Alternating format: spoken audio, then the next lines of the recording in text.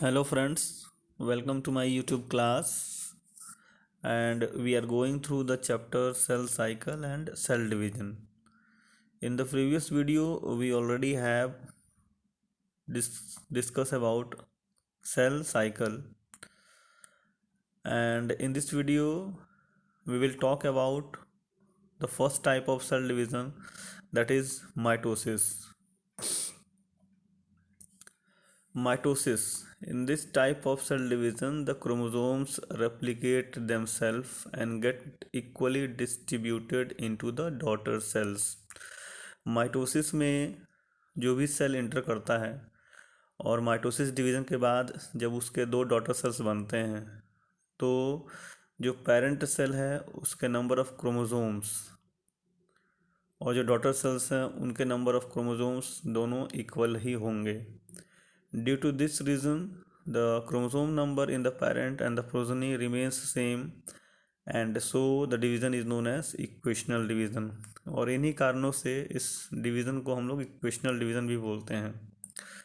Mitosis is also known as somatic cell division because it always takes place in the somatic cells of the body. So as already I have told you in the previous video that our body consists of two types of cells, somatic cell and reproductive cell. तो दूसरे type का जो cell division है that is meiosis. Meiosis takes place only in the reproductive cell of the body, while mitosis takes place in the somatic cell of the body. तो mitosis क्योंकि somatic cell में ही होता है इसलिए इसको सोमेटिक सेल डिवीजन भी बोलते हैं. Mitosis include two steps, that is karyokinesis and cytokinesis. Mitosis दो स्टेप्स में होगा. पहला है कार्योकाइनेसिस और दूसरा है साइटोकाइनेसिस. कार्योकाइनेसिस मीन्स होता है division of the nucleus along with the division of the chromosomes, and whereas cytokinesis means division of the parent body into two cells. जो साइटोप्लाज्म डिवाइड होगा उसको बोलते हैं cytokinesis. Cytokinesis means division of the cytoplasm and karyokinesis means division of the nucleus. Now karyokinesis. Karyokinesis is divided into four phases, that is prophase, metaphase, anaphase and telophase. Now let's start. तो interphase cell, interphase cell का पहले structure देख लेंगे तब हमको समझ में आएगा माइटोसिस के चार अलग अलग स्टेज कौन कौन से हैं और इसमें क्या क्या चेंजेस आते हैं. तो as you see on the screen कि दो बड़े बड़े सर्कल्स बने हुए हैं. तो this circles represent actually the cell. तो जो बाहर का सर्कल है, outer circle is called as cell membrane. जैसा कि आप स्क्रीन पे देख रहे हो बाहरी सर्कल को लिखा हुआ है सेल मेम्ब्रेन.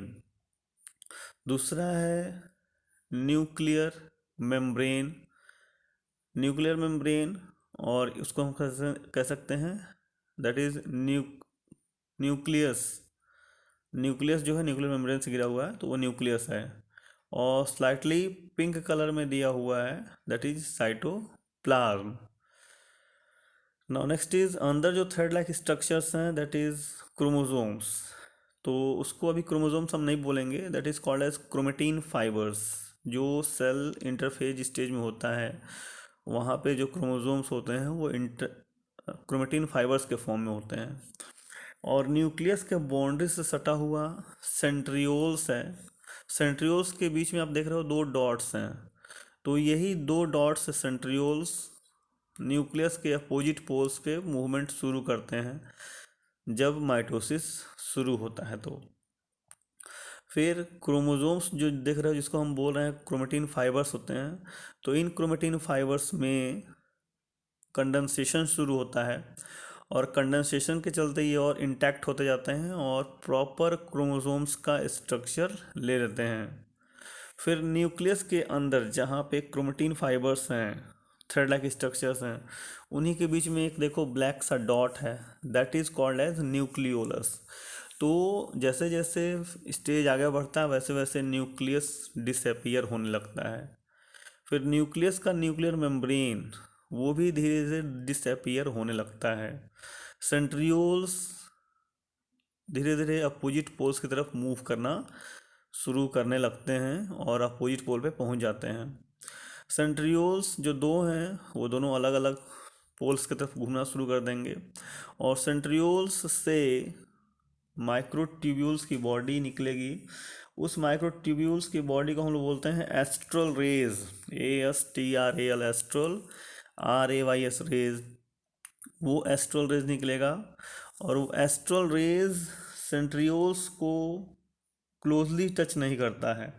एस्ट्रल रो रेज जो होते हैं वो सेंट्रियोल्स से थोड़ा सा दूरी पर होते हैं, यानी कि एस्ट्रल रेज और सेंट्रियोल्स के बीच में थोड़ा सा गैप होता है जिसमें कि साइटोप्लाज्म भरा होता है, और इस एरिया को हम लोग बोलते हैं pericentriolar cloud. Pericentriolar cloud. तो ये था इंटरफेज स्टेज का सेल। और इंटरफेज हम लोग पहले ही पढ़ चुके हैं सेल साइकिल में कि इंटरफेज जो है that is divided into G1, S and G2 phase. तो interphase is the first phase of the mitosis और मियोसिस, दोनों जो सेल डिवीजन है दोनों का पहला स्टेज क्या है, वो इंटरफेज ही है। बट इंटरफेज को हम लोग सेल साइकिल में पढ़ लेते हैं as G1, S and G2 stage. तो जो G1 और S और G2 स्टेज है यानी इंटरफेज है, माइटोसिस या मियोसिस का स्टेज पहला, इसको हम लोग बोलते हैं resting phase of the cell भी। रेस्टिंग फेज ऑफ सेल क्यों बोलते हैं, ये पिछले वाले वीडियो में हम बता चुके हैं कि भले ही मेटाबोलिकली कितना भी एक्टिव है सेल, बट जब माइक्रोस्कोप के नीचे इसको देखते हैं हम लोग तो इसमें कोई भी मूवमेंट या कोई भी चेंजेस शो नहीं होता है। That's why at this stage the cell is called as resting stage. तो now let's start the next four important phases of mitosis। तो पहला है prophase stage of mitosis. This phase is known for initiation of condensation of chromosomal material. तो prophase जाना जाता है इसलिए जो क्रोमेटिन फाइबर्स हैं, जो इस डायग्राम में हमने आपको दिखाया कि जो थ्रेड लाइक स्ट्रक्चर्स दिख रहे हैं सेंटर पे आपको, तो वो थ्रेड लाइक स्ट्रक्चर्स में कंडेंसेशन शुरू हो जाता है। तो that is the initiation of condensation of chromatin material present in the nucleus of the cell. Now centrioles begin to move towards the opposite pole of the cell.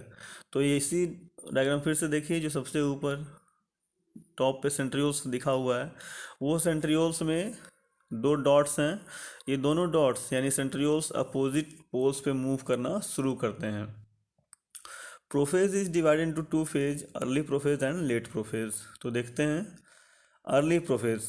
तो पहले यहाँ diagram देख लीजिए कि माइटोटिक स्पिंडल फाइबर्स बनने लगा है। Spindle fibres किससे बना है, एस्ट्रल रेज से बना है।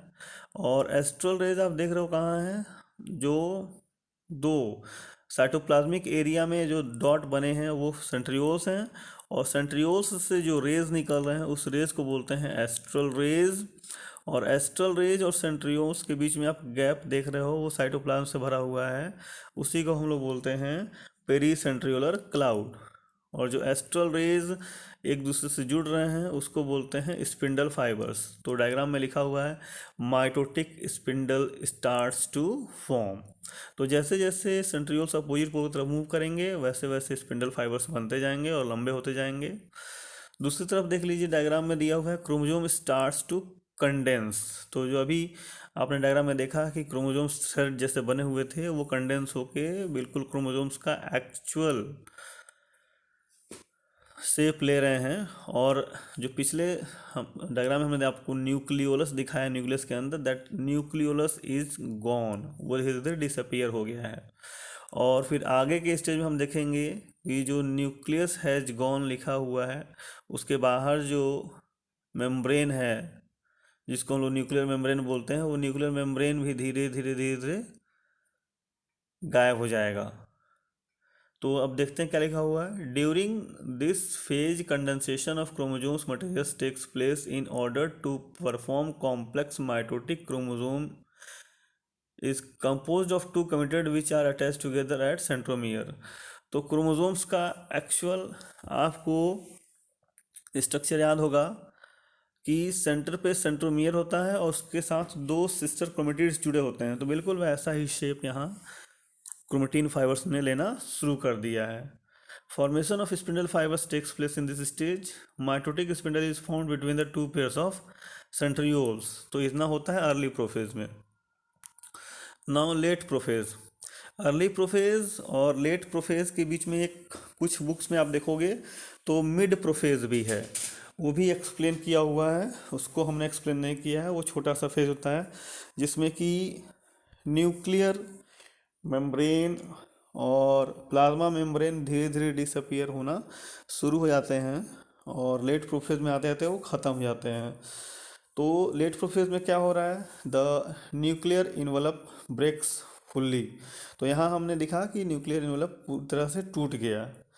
और मिड प्रोफेज में क्या दिखाएंगे कि वो टूटना शुरू हुआ है। तो बस इतना ही है।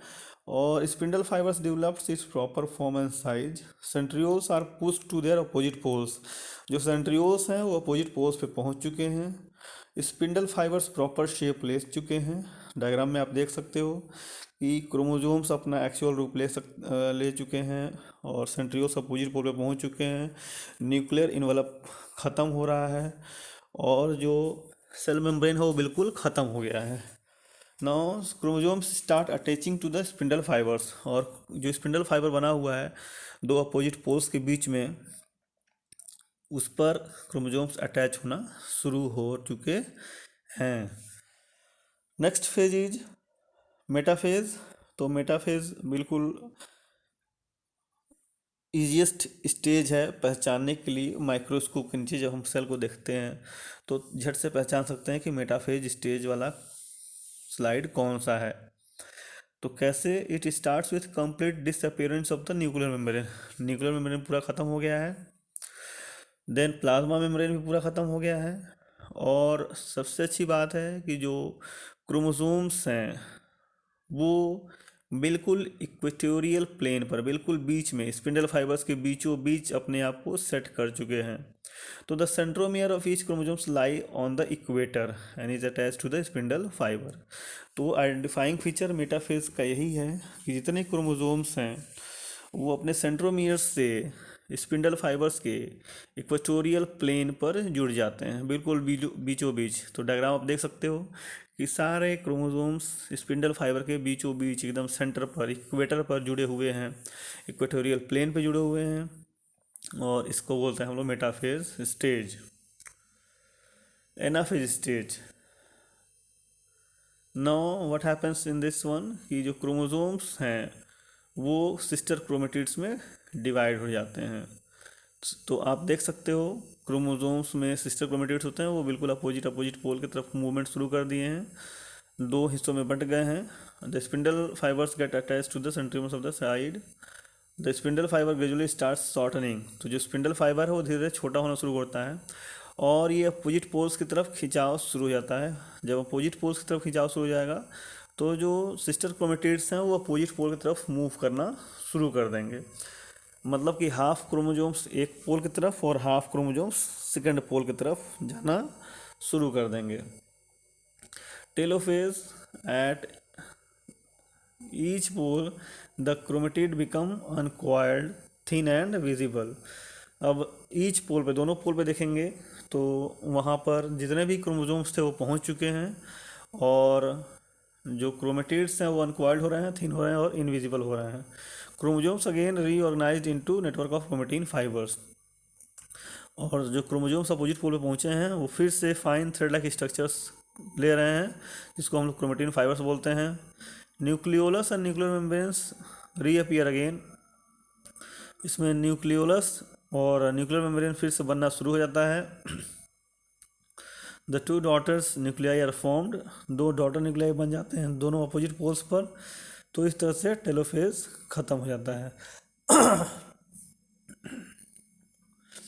नाउ तो ये हो गया आपका कार्योकाइनेसिस। यहाँ तक हो गया आपका कार्योकाइनेसिस, यानी जो सिंगल न्यूक्लियस था उसके कंटेंट यानी क्रोमोसोम्स दो इक्वल हाफ में बंट गए, दो नए सेल बनना शुरू हो गए हैं और दोनों अपोजिट पोल्स पे दो नए न्यूक्लियस का फॉर्मेशन शुरू हो गया है। तो मतलब एक न्यूक्लियस दो न्यूक्लियस में बढ़ चुका है, यानी कि कार्योकाइनेसिस, जो माइटोसिस का फर्स्ट स्टेज है कार्योकाइनेसिस, वो खत्म हो गया है। Now next is cytokinesis. Cytokinesis मतलब होता है just division of the cytoplasm. तो आप देख लो, एनिमल्स में और प्लांट्स में दोनों में साइटोकाइनेसिस अलग अलग तरीके से होता है। जो एनिमल्स में होता है साइटोकाइनेसिस, उसको बोलते हैं फॉरो मेथड या FURROW, furrow method. Furrow method में क्या होता है, आप पहला फिगर देखो, इन एनिमल्स वाला फिगर देखो, उसका फिगर ए देखो। ए पे लिखा हुआ है मिड बॉडी फॉरो, सेंटर पे देखो बिल्कुल, मिड बॉडी फॉरो मतलब दोनों तरफ से जो सेल डिवाइड हुआ था उसके दोनों तरफ से कंस्ट्रिक्शन शुरू होता है, उस कंस्ट्रिक्शन को हम लोग बोलते हैं फॉरो।